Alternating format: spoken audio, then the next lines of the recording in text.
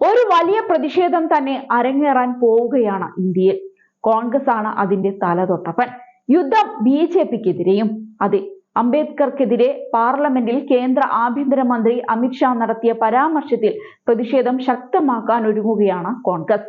ഐക്യത്തിന്റെയും സാമൂഹിക നീതിയുടെയും ശക്തമായ സന്ദേശവുമായി ഇന്ത്യയിലുടനീളമുള്ള ഗ്രാമങ്ങളെയും പട്ടണങ്ങളെയും ബന്ധിപ്പിക്കുന്ന ഒരു വർഷം നീണ്ടുനിൽക്കുന്ന പ്രചരണ പരിപാടികളാണ് കോൺഗ്രസ് പ്രഖ്യാപിച്ചിരിക്കുന്നത്. ജയ് ബാപ്പു, ജയ് ഭീം, ജയ് സംവിധാൻ അഭിയാൻ എന്നീ പേരിൽ മഹാത്മാഗാന്ധിയെയും അംബേദ്കറെയും ഭരണഘടനയെയും ആദരിക്കുന്ന പരിപാടികൾ സംഘടിപ്പിച്ചാണ് കോൺഗ്രസിന്റെ ഈ ക്യാമ്പയിൻ. നീതി, സമത്വം, ജനാധിപത്യം എന്നിവയുടെ തൂണുകളാണ് ഈ 3 പേരെന്നും അതിനാലാണ് അവർ സർക്കാരിന്റെ ആക്രമണത്തിന് നിരന്തരം വിധേയമാകുന്നത് എന്നും കോൺഗ്രസിന്റെ കമ്മ്യൂണിക്കേഷൻസ് മേധാവി പവൻ ഖേര പറഞ്ഞു. ജനുവരി 26-ന് മധ്യപ്രദേശിലെ ഡോക്ടർ അംബേദ്കർ നഗറിൽ പരിപാടിക്ക് തുടക്കം കുറിക്കും. അംബേദ്കറുടെ പൈതൃകവും മൂല്യങ്ങളും സംരക്ഷിക്കുന്നതിനായി സംവിധാൻ ബച്ചാവോ രാഷ്ട്രീയ പദയാത്ര അടുത്ത വർഷം ജനുവരി 26 വരെ സംഘടിപ്പിക്കും. ഈ പ്രചരണത്തിന് കീഴിൽ പാർട്ടി നേതാക്കൾ എല്ലായിടത്തും ഗ്രാമതല യോഗങ്ങൾ നടത്തുമെന്നും അദ്ദേഹം വിശദീകരിച്ചു. അംബേദ്കറിനെതിരെ അപകീർത്തികരമായ പരാമർശം നടത്തിയ അമിത്ഷായെ മന്ത്രിസഭയിൽ നിന്ന് പുറത്താക്കണമെന്ന് പവൻ ഖേര ആവശ്യപ്പെട്ടു. ആഭ്യന്തരമന്ത്രി മാപ്പ് പറയുമെന്നും പ്രധാനമന്ത്രി നരേന്ദ്രമോദി ഈ വിഷയത്തിൽ ഇടപെടുമെന്നും തങ്ങൾ പ്രതീക്ഷിച്ചിരുന്നുവെന്നും അദ്ദേഹം എടുത്തു പറയുകയുണ്ടായി.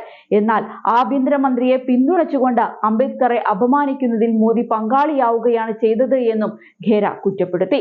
ജാതി സെൻസസ് നടത്താനുള്ള BJP സർക്കാരിന്റെ വിസമ്മതം, കോർപ്പറേറ്റ് പ്രീണനം, ജനാധിപത്യ സ്ഥാപനങ്ങളെ തുരങ്കം വെക്കൽ, പ്രതിപക്ഷ നേതാക്കളെ ഭീഷണിപ്പെടുത്തൽ, മഹാത്മാഗാന്ധിയുടെ ഘാതകനെ മഹത്വൽക്കരിക്കൽ എന്നിവ സംബന്ധിച്ച കാര്യങ്ങൾ ഉൾപ്പെടുത്തി ലഘുലേഖ വിതരണം ചെയ്യാനും കോൺഗ്രസ് പദ്ധതിയിടുന്നുണ്ട്.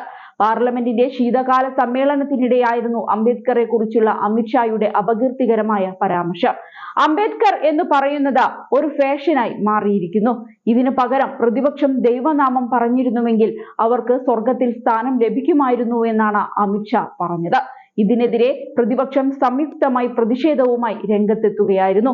അതേസമയം ദിവസങ്ങൾക്ക് മുൻപ് രാജ്യത്ത് ഗാന്ധിയുടെ പൈതൃകം പോലും ഭീഷണിയിലാണെന്ന് കോൺഗ്രസ് നേതാവ് സോണിയാഗാന്ധി ചൂണ്ടിക്കാട്ടിയിരുന്നു. BJPയെയും വലതുപക്ഷത്തെയും ലക്ഷ്യമിട്ടുകൊണ്ടാണ് സോണിയ തന്റെ അഭിപ്രായം പങ്കുവച്ചത്. കേന്ദ്രത്തിൽ അധികാരത്തിലുള്ളവരിൽ നിന്നും അവർക്ക് പിന്തുണ നൽകുന്ന ആശയങ്ങളിൽ നിന്നും സംഘടനകളിൽ നിന്നും ഗാന്ധിയുടെ പൈതൃകം ഭീഷണിയിലാണെന്നാണ് സോണിയ ആരോപിക്കുന്നത്.